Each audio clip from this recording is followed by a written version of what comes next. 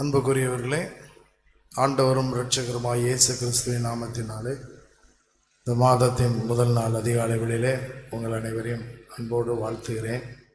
தேவனுடைய கிருபையும் சமாதானமும் ஆசீர்வாதம் இம்மட்டும் நம்மோடு இருந்தது போல இந்த மாதத்திலும் அதிகமாக நம்மோடு இருந்து நம்மை வழி நடத்துவதாக.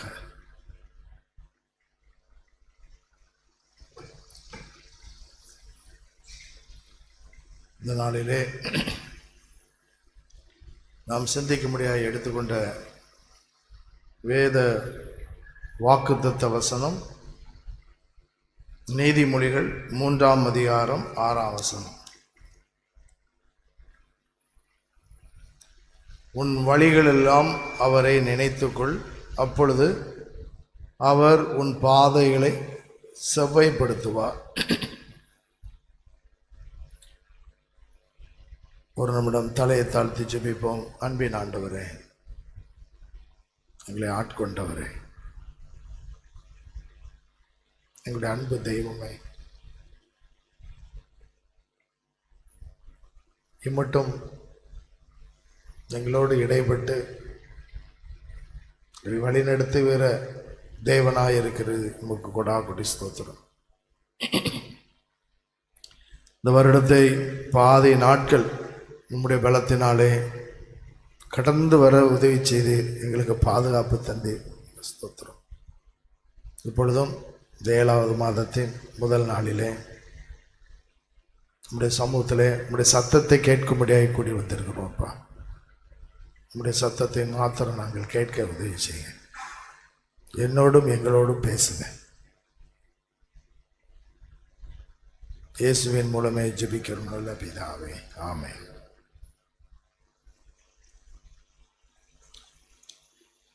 அன்புக்குரியவர்களே,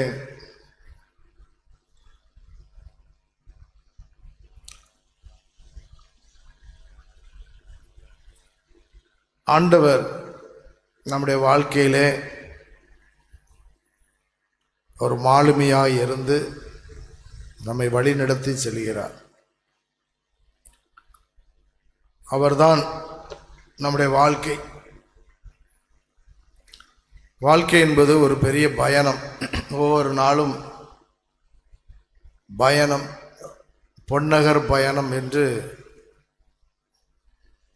ஒரு சிலர் சொல்லுகிறார்கள், ஒரு சிலர் மோட்ச பிரயாணம் என்று சொல்லுகிறார்கள். இலக்கை நோக்கி நம்ம பயணப்பட்டு போகிறோம்.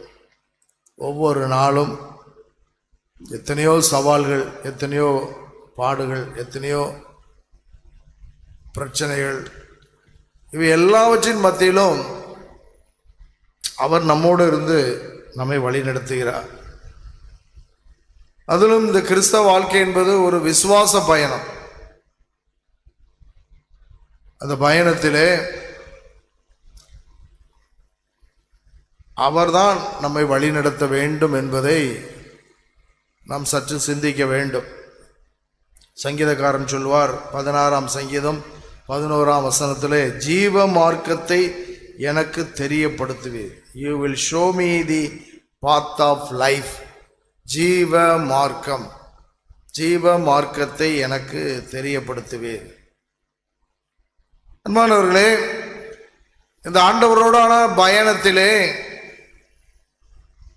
அவர் காட்டிய பாதையிலே நாம் செல்லவும், திசை மாறாது நிலைத்திருக்கவும் சில நிபந்தனைகளை நாம் பின்பற்றி ஆக வேண்டும்.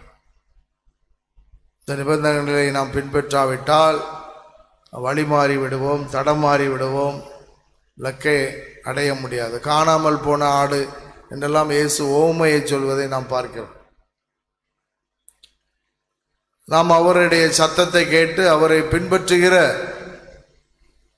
ஆடாக அவரை நாம் பின்பற்ற வேண்டும். அப்போ உன் வழிகளெல்லாம் அவரை நினைத்துக்கொள், அப்பொழுது உன் பாதைகளை செவ்வாய்ப்படுத்துவார் என்று சொல்கிற இந்த சாலமோன், அதுக்கு முந்தின வசனத்தை பாருங்க. உன் சுய புத்தியின் மேல் சாயாமல் உன் முழு இருதயத்தோடும் கர்த்தர் மேல் நம்பிக்கையாயிருந்து என்று சொல்லப்படுது. அன்புக்குரியவர்களே, முதலாவது நாம் தெரிந்து கொள்ள வேண்டிய காரியம் என்னவென்றால், நம்முடைய முழு இருதயத்தையும் ஆண்டவருக்கு ஒப்படைக்க வேண்டும். நம்முடைய எக்ஸ்பீரியன்ஸ், நம்முடைய படிப்பு, நமக்கு இருக்கிற மன தைரியம், இவையெல்லாம் நம்மை நாமே சார்ந்திருக்க செய்யும். ஆனால் ஆண்டவருடைய பிள்ளைகளாய் நாம் அவரிடத்திலே நம்மை முழுமையாய் நம்முடைய இருதயத்தை ஒப்படைத்து இந்த விசுவாச வாழ்க்கையிலே அன்னுதினம் நடக்க வேண்டும். ஆண்டவரே, தினமும் ஆண்டவரே, உம்முடைய சித்தத்தின்படி என்னை நடத்தும், உன்னுடைய சித்தத்தின்படி என்னை ஆட்கொள்ளும், உம்முடைய சித்தத்தை செய்ய என்னை வழி நடத்தும் என்று சொல்லி நம்முடைய வழிகளை அவருக்கு ஒப்பு கொடுக்க வேண்டும். 2 எஜமான்களுக்கு ஊழியம் செய்ய ஒருவனாலும் கூடாது என்று இயேசுவே சொல்லியிருக்கிறார். எப்படி ஒரு ஆடு 2 விதமான மேய்ப்பனுக்கு பின்னாலே செல்ல முடியும்? ஒரு மேய்ப்பனுக்கு பின்னால தான் செல்ல முடியும். ஆகவே நம்ம ஒரே மனதோடு, முழு மனதோடு, முழு இருதயத்தையும் கடவுளுக்கு ஒப்படைத்து, இந்த உலகம் எல்லாம் 2வது தான். உலகத்தின் ஆசாபாசங்கள், உலகத்தின் சம்பாத்தியங்கள், உலகத்திலே வருகிற வருமானங்கள், உலகத்தின் காரியங்கள் எல்லாம் செகண்டரியாக வைத்து நாம் பிரைமரியாக முதலாவது நம்முடைய இருதயத்தை தேவனுக்கு முழுமையாய் ஒப்படைத்து நாம் நடக்க வேண்டும். யாக்கோபு 1ஆம் அதிகாரம் 6ஆம் வசனத்திலிருந்து பார்க்கும் பொழுது 8ஆம் வசனத்தில் சொல்லப்பட்டிருக்கு, இருமனம் உள்ளவன் தன் வழியெல்லாம் நிலையற்றவனாய் இருக்கிறான் என்று சொல்லப்பட்டது. இருமனம். அன்பானவர்களே, கடவுளுக்கு ஒப்படைப்பு என்பது ஒரு ஆப்ஷன் அல்ல, ஏதோ நாம் விரும்புகிறபடி தேர்ந்தெடுப்பதல்ல. ஒப்படைப்பு என்பது அத்தியாவசியமானது, பூர்ணமானது. அதனால தான் பேதுருவை பார்த்து சொல்கிறார், இவை எல்லாவற்றிலும் நீ என்மேல் அன்பாக இருக்கிறாயான்னு கேட்குற. நமக்குன்னு ஒரு பேஷன் இருக்கும் வாழ்க்கையில், நமக்குன்னு சில ஆசாபாசங்கள் இருக்கும், நமக்குன்னு சில காரியங்கள் பெருமைப்பட சொல்லும். ஆனால் எல்லா நிலையிலும் நம்முடைய இருதயத்தை பூர்ணமாய் அவருக்கு ஒப்பு கொடுத்து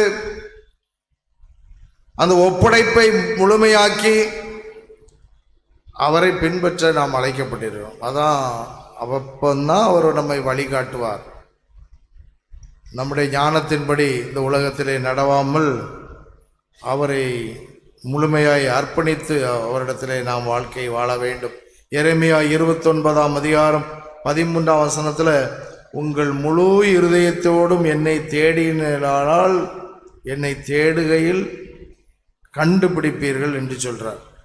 பேதுருவா இருக்கட்டும், யாக்கோபா இருக்கட்டும், யோவானா இருக்கட்டும், அவர் எல்லாம் ஆண்டவராலே அழைக்கப்பட்ட பின்பு எல்லாவற்றையும் விட்டுவிட்டு அவரை பின்பற்றினார்கள் என்று சொல்லப்பட்டது. ஆகவே தேவனுடைய பிள்ளைகளே, இந்த காலவேளையிலே முழு இருதயத்தையும் கர்த்தரிடத்தில் ஒப்படைத்து, நம்முடைய எல்லாவற்றையும் ஒப்படைத்து அவரை பின்பற்ற நாம் அழைக்கப்படும். அப்போதுதான் அவர் நம்முடைய பாதைகளை செவ்வைப்படுத்துவார் என்று சொல்லப்படும். செவ்வைப்படுத்த வேண்டிய காரியங்கள் உலகத்திலே, வாழ்க்கையிலே நமக்கு ஏராளம் இருக்கிறது. இந்த செவ்வைப்படுத்த வேண்டும் என்றால் முழுமையாய் நம்முடைய சுய புத்தியின் மேல் சாயாமல் முழு இருதயத்தோடும் அவர் மேல் நம்பிக்கையாய் இருந்து அவரிடத்திலே நம்மை ஒப்படைக்க வேண்டும். அன்பானவர்களே, நம்முடைய ஒப்படைப்பு மட்டுமல்ல, அதிலே சொல்லப்பட்டிருக்கு நம்பிக்கை. முழுமையாய் அவரை நம்ப வேண்டும். நம்பணும் அப்படின்னா என்ன அர்த்தம்? நிறைய பேரை பார்த்தீங்கன்னா திட்டமிட்டுக்கிட்டே இருப்போம். ஆங்கிலத்தில் ஸ்கீமிங் அப்படின்னு சொல்லுவோம். Scheming. Faith is not scheming. Faith என்பது முழுமையாய் அவரிடத்தில் ஒப்படைத்து விட்டு அமைதியாக இருப்பது, திட்டம் போடுவதல்ல. ஒரு இடத்துக்கு போனால் கூட எப்படி போகணும், எப்படி பேசணும், என்ன செய்யலாம், எப்படி பண்ணலாம் அப்படின்னு சொல்லி தன்னுடைய அனுதின வாழ்க்கையிலே சாதாரணமாக நடக்கக்கூடிய காரியங்கள்லாம் திட்டமிட்டு சில பேர் நடப்பது உண்டு. அன்பானவர்களே, விசுவாசம் என்பது திட்டமிடாமல் வாழ்வது. திட்டமிடாமல்னா நம்ம பொதுவான உள்ள திட்டத்தை நான் சொல்லவில்லை. அனுதின காரியங்களிலே கடவுளுக்கு முக்கியத்துவத்தை கொடுப்பதை விட்டு எப்போது பார்த்தாலும் உலக பிரகாரமான சிந்தனையோடு உலக பிரகாரமான அனுபவத்தை முன்னாலே வைத்து கொண்டு ஸ்கீம் பண்ணுவது அல்ல. தேவன் என்ன சொல்லுகிறார், தேவன் எதை விரும்புகிறார் அப்படின்னு சொல்லி நம்ம கொஞ்சம் அவருக்கு டைம் கொடுக்கணும். நிறைய வீடுகளுக்கு நான் வரும்போது நான் பார்க்கிறேன், நிறைய வீட்டை டிவோஷன் புக் இருக்குது, காலையிலே வாசிக்கிற டிவோஷன் புக்கு. நிறைய பேர் வேதாகமத்தை எழுதுகிறீர்கள், ரொம்ப சந்தோஷம். கையெழுத்து வேதாகமம், அது வேதத்தை வாசிக்க எழுதும் பொழுது இன்னும் அது மனப்பாடம் பண்ண மாதிரி ரொம்ப சந்தோஷம். கடவுள் நமக்கு நிறைய இப்படி சந்தர்ப்பங்களை கொடுக்கிறார். அவருடைய வார்த்தையை பற்றி கொள்வதற்கு, ஒவ்வொரு நாளும் அவருடைய சத்தத்தை கேட்பதற்கு, அவரை முழுமையாய் நம்பி இருப்பதற்கு இந்த வேதத்தின் மூலமாக நம்மோடு பேசுகிறார். அனுதின மன்னா போன்ற டிவோஷன் புக் மூலமாகவும் நம்மோடு பேசுகிறார். நம்முடைய பேசுவதை நாம் தெரிந்து கொண்டு அவருடைய சித்தம் என்ன என்பதை அவருடைய இருதயத்திலிருந்து நாம் அறிந்து நாம் நடக்க அழைக்கப்படுகிறோம். அவருடைய சித்தம் என்பது அவர் நம்மையில் வைத்திருக்கிற அன்பினாலே வெளிப்படுவது. அவருடைய சித்தத்திற்கு நம்மை ஒப்பு கொடுக்க, அவரை நம்பி இருக்க அழைக்கப்படுகிறோம். சங்கீதம் 33:10-11 பார்த்தீங்கன்னா, கர்த்தர் ஜாதிகளின் ஆலோசனை விருதாவாக்கி ஜனங்களின் நினைவுகளை அவமாக்குகிறார். அவருடைய ஆலோசனை நித்திய காலமாகவும் அவருடைய இருதயத்தின் நினைவுகள் தலைமுறையாகவும் நிற்கும் என்று சொல்லப்பட்டது. அந்த நினைவுகளுக்கு தலைமுறையாய் இருப்பதற்கு, நித்திய காலமாய் நம்முடைய திட்டங்கள்லாம் இருப்பதற்கு அவரிடத்திலே நம்மை ஒப்படைக்க வேண்டும். சங்கீதம் 37:23 பாருங்க, நல்ல மனுஷனுடைய நடைகள் கர்த்தரால் உறுதிப்படும், அவனுடைய வழியின் மேல் அவர் பிரியமாயிருக்கிறார் என்று சொல்லப்பட்டிருக்கிறது. ஆண்டவருடைய பிள்ளைகளே, நம்முடைய நடைகள் அவரால் உறுதிப்படுவதற்கு, அவருடைய இருதயத்திற்கு ஏற்றபடி அவரை முழுமையாய் நம்பி நடக்க நாம் அழைக்கப்படுகிறோம். நாம் எப்பொழுதெல்லாம் நாம் கீழ்ப்படியவில்லையோ, ஆண்டவரை விட்டு தூரம் போகிறோமோ, அப்பொழுது அவர் நம்மை சிட்சிக்கிறார். சின்ன சின்ன காரியங்களிலே ஏமாற்றங்கள் வரும்பொழுது, ஆண்டவரே நான் எதில் தவறு செய்தேன், எதிலே உமக்கு பிரியமில்லாததை நான் செய்துவிட்டேன், பேசிவிட்டேன் என்று நினைத்து நம்ம திரும்பிக் கொள்ள வேண்டும். அதான் எபிரேயர் 12:5-11 வரைக்கும் அவைகள் தான் சொல்லப்படும். எப்பொழுதெல்லாம் நாம் கீழ்ப்படியவில்லை, எப்பொழுதெல்லாம் நாம் அவரை விட்டு தூர போகிறோமோ, அப்பொழுதெல்லாம் அவர் நம்மை சிட்சிக்கிறார். கர்த்தர் எவனிடத்தில் அன்பு கூறுகிறாரோ அவனை அவர் சிட்சித்து தாம் சேர்த்து கொள்கிற எந்த மகனையும் தண்டிக்கிறார் என்று சொல்லும். சின்ன சின்ன தண்டனைகள், சின்ன சின்ன ஏமாற்றங்கள், சின்ன சின்ன காரியங்கள் எல்லாம் ஆண்டவரை நம்மை திருத்துவதற்கு என்று நாம் ஏற்றுக்கொள்ள வேண்டும். ஏற்றுக்கொண்டு நம்முடைய வாழ்க்கை பயணத்திலே நடக்க வேண்டும். அன்புக்குரிய தேவனுடைய பிள்ளைகளே, நாம் முழுமையாய் அவரை நம்பி இருக்க அழைக்கப்படுகிறோம். கடைசியாக நம்முடைய வாழ்க்கை தினமும் நாம் தேவனை மகிமைப்படுத்த வேண்டும். ஆங்கிலத்தில் சொல்லுவோம், கிறிஸ்டியன் எத்திக்ஸ்னு எங்களுக்கு பைபிள் காலேஜில் ஒரு சப்ஜெக்ட் உண்டு. அந்த எத்திக்ஸ், கிறிஸ்டியன் எத்திக்ஸ், கிறிஸ்தவ நீதி போதனை, அது என்ன தெரியுமா? ஒரே வார்த்தையில் சொல்ல போனால், am I glorifying God? நான் தேவனை மகிமைப்படுத்துகிறேனா? இந்த காரியத்தை இந்த அக்காட்ட பேசுகிறனால தேவநாமம் மகிமைப்படுமா? இந்த காரியத்தை இந்த அண்ணன்ட்ட சொல்கிறனால தேவநாமம் மகிமைப்படுமா? இப்படி நான் என் வார்த்தையை விடுறதுனால தேவநாமம் மகிமைப்படுமா? இந்த இடத்திற்கு நான் போகிறதுனால தேவநாமம் மகிமைப்படுமா? ஒவ்வொரு காரியத்தையும் நாம் இந்த ஒரு கேள்வி கேட்டு கேட்டு செய்ய வேண்டும் என்று சொல்வார்கள். அன்பான தேவனுடைய பிள்ளைகளே, நாம் தேவனை மகிமைப்படுத்துவதற்காக தான் நம்மை கடவுள் வைத்திருக்கிறார். இயேசுதான் நமக்கு வழிகாட்டி, இயேசு தெய்வம். ஆனால் பிதாவை மகிமைப்படுத்துவதுதான் அவருடைய நோக்கமாக இருந்தது. அற்ப மானிடர்கள், அற்ப புற்கள், பதர்கள், நம்ம எல்லாரும் ஆண்டவரை எவ்வளோ மகிமைப்படுத்த வேண்டும். கொஞ்சம் யோசித்து பாருங்க. எல்லா நிலையிலும் தேவனை மகிமைப்படுத்துவதற்காக தான் ஆண்டவர் மனிதனை படைத்திருக்கிறார், நம்மை வைத்திருக்கிறார், ஒவ்வொரு நாளும் வைத்திருக்கிறார். யோசித்து பாருங்க. சாதாரணமாக உங்க பிள்ளை எவ்வளவு நீங்க நேசிக்கிற பிள்ளையா இருந்தாலும் சரி, உங்களுக்கு பேரும் புகழும் கொண்டு வருகிற பிள்ளையா இருந்தாதான் பிள்ளையா நீங்க பார்ப்பீங்க, மதிப்பீங்க. தேவன், சர்வ வல்லமுள்ள தேவன் நமக்கு ஒவ்வொரு நாளும் விட்டு பார்க்கிறாரு. போ, எவ்வளவு தூரம் போவியோ போ, உன் இஷ்டத்தின்படி போ, உன் சுய புத்தியின்மையில் சார்ந்து நீ போ, விட்டு பார்க்கிறார். முட்டி மோதி நிற்கும் போதுதான் ஐயோ தவறு செய்து விட்டேனே என்று யோசிப்பதற்கு கூட நேரம் இல்லாமல் வாழ்க்கை தொலைத்து விட்ட அநேகரை நாம் இந்த உலகத்திலே பார்க்கிறோம். அன்புக்குரியவர்களே, நாம் எப்போதும் அவரை தேட வேண்டும். உன் வழிகளெல்லாம் அவரை நினைத்துக்கொள், வழிகளெல்லாம் அவரை நினைத்துக்கொள்.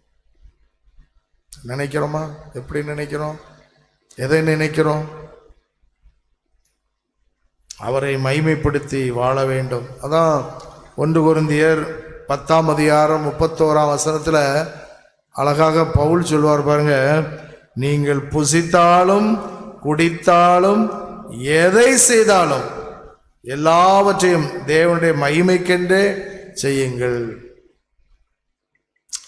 எல்லாவற்றையும் புசித்தாலும் குடித்தாலும் நீங்கள் எதை செய்தாலும், சாப்பிட்றதுல கூட பாருங்க, தேவனுடைய நாம மகிமைக்கென்று நாம் செய்ய வேண்டுமாம். அன்பானவர்களே, நம்முடைய நோக்கம் தேவனை மகிமைப்படுத்துவதாக எல்லா காரியங்களும் இருக்க வேண்டும். நாம் தேவ சித்தத்தில் இருக்கும்போது தான் சோதனைகள் வந்தாலும் நாம் தேவனை மகிமைப்படுத்த மறக்க மாட்டோம். 1 தெசலோனிக்கேயர் 5:18 எல்லாவற்றிலும் ஸ்தோத்திரம் செய்யுங்கள், அப்படி செய்வதே கிறிஸ்து இயேசுவுக்குள் உங்களை குறித்த தேவனுடைய சித்தமாய் இருக்கிறது என்று சொல்லப்பட்டது. அன்புக்குரியவர்களே, ஆண்டவரை மகிமைப்படுத்த இந்த நாளிலே நம்மை அர்ப்பணிப்போம். ஆண்டவரே, எல்லா சூழ்நிலையிலும் நான் செய்கிற வேலையாக இருக்கட்டும், தொழிலாக இருக்கட்டும், குடும்ப தலைவனாக இருக்கட்டும், தலைவியாக இருக்கட்டும், ஹவுஸ் ஒய்ஃபாக இருக்கிறதும் ஒரு பெரிய ஒரு சவால். ஹவுஸ் ஒய்ஃபாக இருந்து வீட்டில் பிறருக்கு தேவனை மகிமைப்படுத்தி காட்டுவது எவ்வளோ பெரிய ஒரு சவால். தேவனை மகிமைப்படுத்துகிறோமா?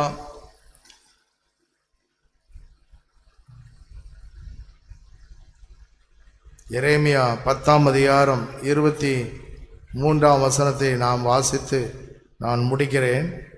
கர்த்தாவே, எரேமியா 10:23, கர்த்தாவே, மனுஷனுடைய வழி அவனாலே ஆகிறதல்லவென்றும் தன் நடைகளை நடத்துவது நடக்கிறவனாலே ஆகிறதல்லவென்றும் அறிவேன் என்று சொல்லப்பட்டது. அப்போ பாருங்க, நம்ம நடப்பது கூட நம்மளால முடியாதான், நம்மளாலே ஆகிற ஒரு காரியம் இல்லையா. நம்மை கட்டுப்படுத்துவது உலகம் பிசாசுக்குள்ளே இருக்குது. இந்த உலகத்தின் சக்தி, சுற்றி இருக்கிற ஜனங்களுடைய தாக்கம், வாழ்க்கையின் தாக்கம், இவைகளெல்லாம் நம்மை திசை திருப்பும். உலகத்திற்கு ஒத்த வேஷம் தரிப்பதற்கும் உலகத்தோடு ஓடுவதற்கும் நம்மை அழுத்தும். அதான் மனுஷனுக்கு செம்மையாய் தோன்றுகிற வழி உண்டு, அது மரண வழி என்று சொல்லப்பட்டது. ஆகவே ஆண்டவருடைய பிள்ளைகளே, இந்த 7வது மாதத்தில் அடுத்த ஓட்டம், இந்த வருஷத்தில் பாதி ஓட்டத்தை முடித்தாயிடுச்சு. அடுத்த பாதி ஓட்டத்திற்கு நம்ம ஆயத்தமாய் செட்டாகி நிற்கிறோம். கோன்னு சொன்னவனை ஓட போகிறோம். ஆண்டவரை சார்ந்து கொள்வோம், ஆண்டவரை பிடித்து கொள்வோம், வழியெல்லாம் அவரே நினைத்து கொள்வோம். வாழ்க்கை வெற்றியாக மாறும். வாழ்க்கை பிறருக்கு சவாலாய் மாறும். குடும்பம் ஆசீர்வாதமாய் இருக்கும். அவரை பின்பற்றி அவரோடு நாம் ஐக்கியப்பட்டவர்களாய் அவருடைய சத்தத்தை கேட்டு அவருடைய சித்தத்தை செய்கிறவர்களாய் இருக்கும் பொழுது ஆண்டவர் இப்படிப்பட்ட பெரிய காரியங்களை நம் வாழ்க்கையிலே செய்வார். தேவன் தாமே நம்மை ஆசீர்வதிப்பாராக. ஆமென்.